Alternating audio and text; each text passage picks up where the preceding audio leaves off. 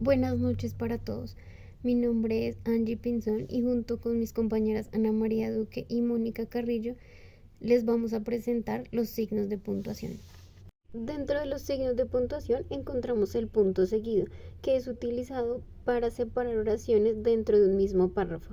Recordemos que después de haber utilizado este punto, la siguiente oración debe comenzar con mayúscula. El punto y aparte lo utilizamos para separar párrafos que tratan de ideas diferentes.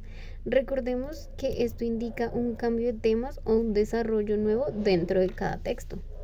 El punto final, como su nombre nos lo dice, lo usamos para marcar el final de un texto o un escrito. A continuación, les voy a nombrar dos errores que cometemos al momento de usar este signo de puntuación. Como les nombraba anteriormente, les voy a explicar algunos de los errores que cometemos al utilizar los signos de puntuación.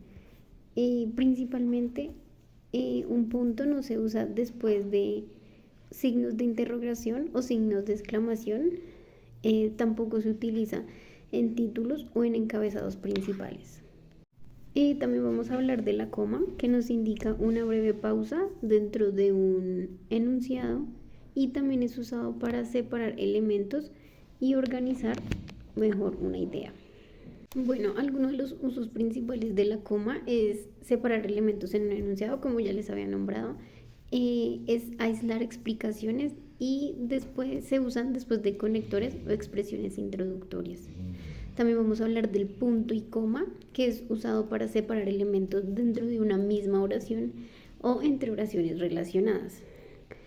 Seguido de esto, también les nombro los dos puntos, que son usados para introducir información importante, como una lista, una explicación, una cita o un ejemplo.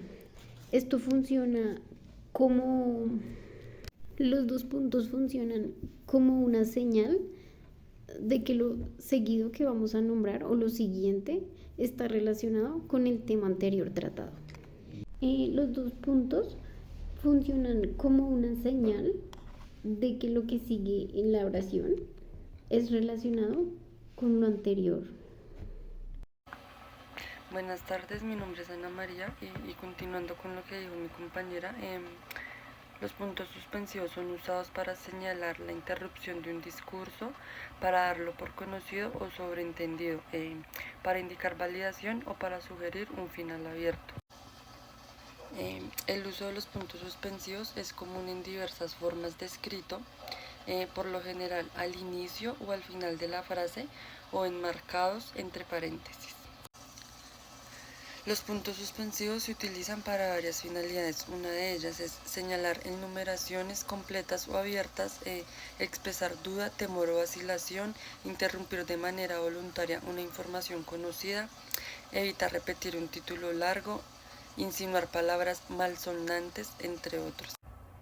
A continuación les pondré 3 ejemplos donde usamos los puntos suspensivos.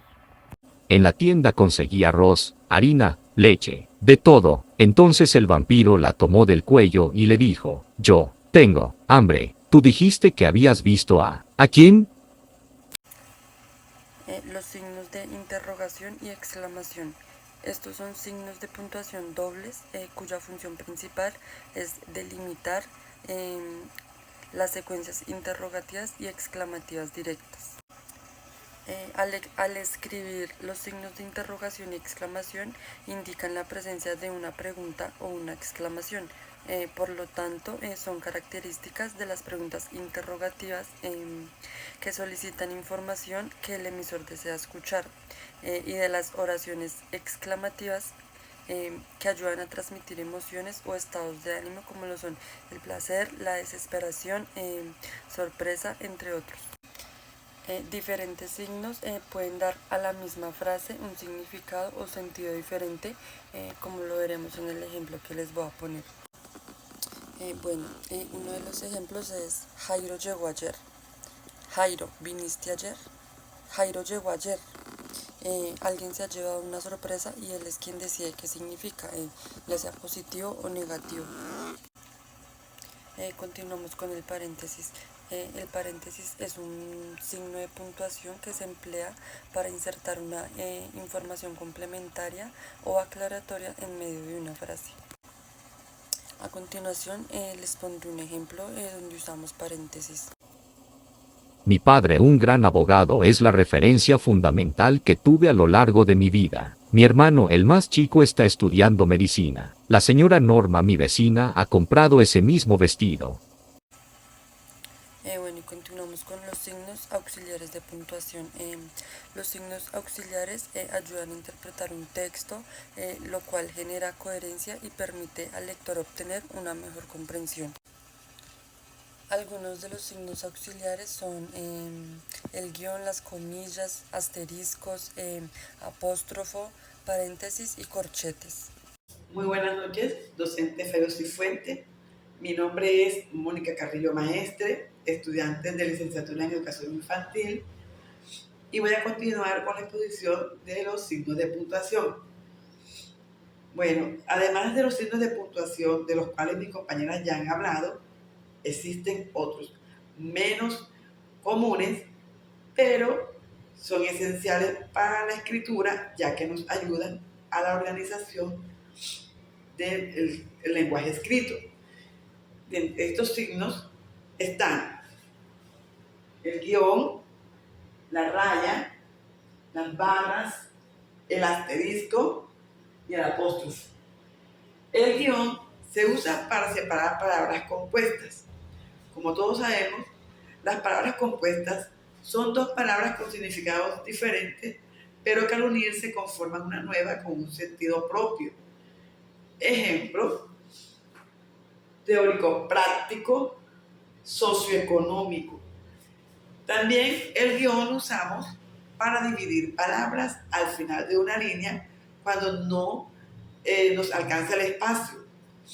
Por ejemplo, los jugadores aceptaron en cumplir.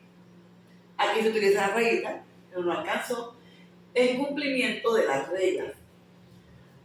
La raya es un poquito más larguita que el guión.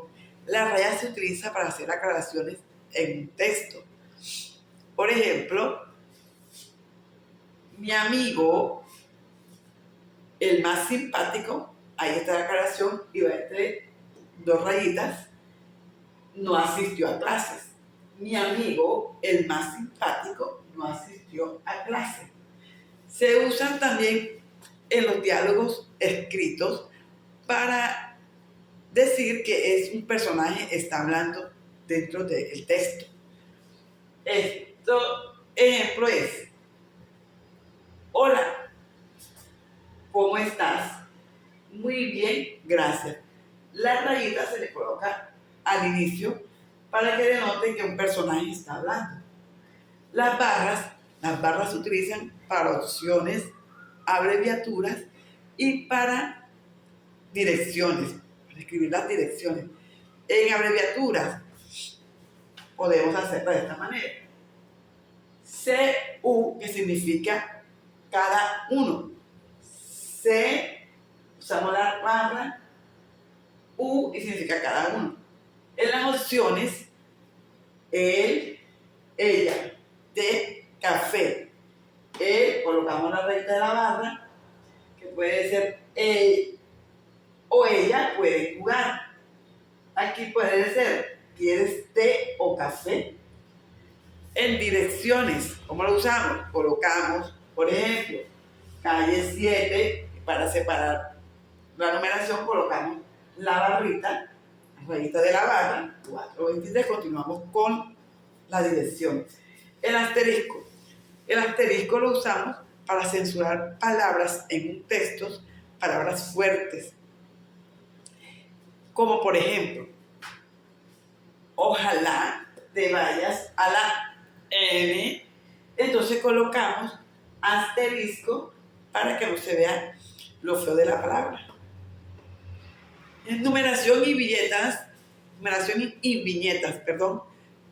cuando hacemos también exposiciones o trabajos escritos, se usa el asterisco para hacer estas numeraciones e indicar que hay otro título.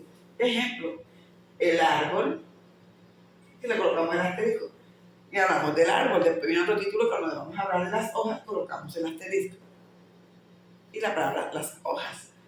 El apóstrofe es muy poco usado en el español, pero en algunas regiones, por ejemplo, para decir para adelante, utilizan pa'lante. ¿Cómo se escribe? Escribe la P, el apóstrofe y la palabra pa'lante. En otros idiomas también se utiliza el apóstrofe. Por lo que puede ser en estas palabras. O'Connor, rock and roll. Entonces, podemos decir que los signos de puntuación son esenciales para dar claridad al sentido, a la lectoescritura.